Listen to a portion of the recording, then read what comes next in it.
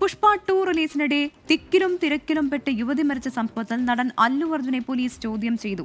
ചോദ്യം ചെയ്യൽ 2.5 മണിക്കൂറിലധികം നീണ്ടുനിന്നു. പ്രത്യേക ഷോയ്ക്ക് എത്താൻ അനുമതി വാങ്ങിയിരുന്നോ? അനുമതിയില്ലാതെ റോഡ് ഷോ നടത്തിയത് എന്തിന്? തുടങ്ങിയ ചോദ്യങ്ങളാണ് അന്വേഷണ സംഘം അല്ലു അർജുനോട് ചോദിച്ചത്. പ്രധാന ചോദ്യങ്ങൾക്കെല്ലാം അല്ലു മൗനം പാലിച്ചു. അതിനിടെ അല്ലു അർജുന്റെ ബൗൺസറെ പോലീസ് അറസ്റ്റ് ചെയ്തു. മുഹമ്മദ് റഹീസ് ചെന്നൈയിൽ നിന്ന് ചേരുന്നുണ്ട്. റഹീസ്, ചോദ്യം ചെയ്യൽ പൂർണ്ണമായിട്ടുണ്ടോ? വിവരങ്ങൾ.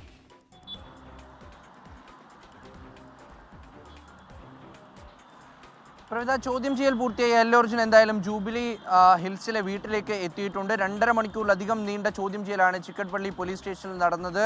ഹൈദരാബാദ് പോലീസിലെ സുപ്രധാന ഉദ്യോഗസ്ഥരെല്ലാം എത്തിക്കൊണ്ട് ഏറ്റവും പ്രധാനപ്പെട്ട എല്ലാവരും അവിടെ ഉണ്ടായിരുന്നു. അത്തരത്തിലാണ് അല്ലു അർജുനെ ചോദ്യം ചെയ്തത്. വിശദമായ പട്ടിക തയ്യാറാക്കി 7 പ്രധാനപ്പെട്ട ചോദ്യങ്ങളാണ് അല്ലു അർജുന് മുന്നിൽ വെച്ചത്.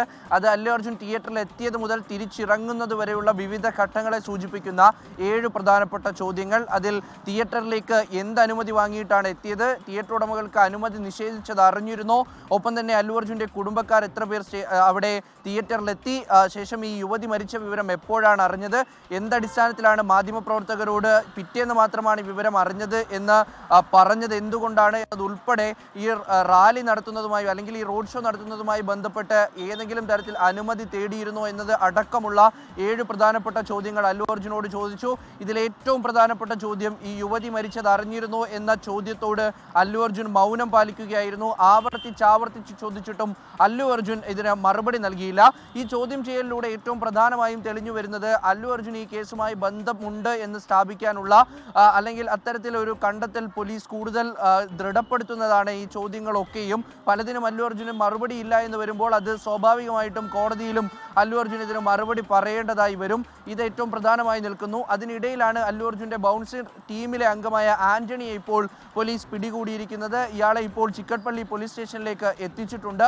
ഇയാൾ നേരത്തെ ഈ തിയേറ്ററിലെത്തിയവരെ തള്ളുന്നതും പിടിച്ചു മാറ്റുന്നതും ചവിട്ടുന്നതും ഒക്കെയുള്ള ദൃശ്യങ്ങൾ പുറത്തു വന്നിരുന്നു. അപ്പോൾ അല്ലു അർജുൻ്റെ ടീമിന്, അല്ലു അർജുൻ്റെ ബൗൺസേഴ്സിന് ആ സമയത്ത് അവർ നടത്തിയ ഇത്തരത്തിലുള്ള നീക്കങ്ങളൊക്കെയും അവിടെ വലിയ പ്രശ്നങ്ങൾ ഉണ്ടാക്കി എന്ന് പോലീസിന് തെളിയിക്കാനാകുന്ന തരത്തിലാണ് നിലവിൽ കാര്യങ്ങൾ പോകുന്നത്. എന്തായാലും അല്ലു അർജുൻ്റെ ഒരു അഭിഭാഷക സംഘം ഇപ്പോൾ അദ്ദേഹത്തിൻ്റെ വീട്ടിലുണ്ട്.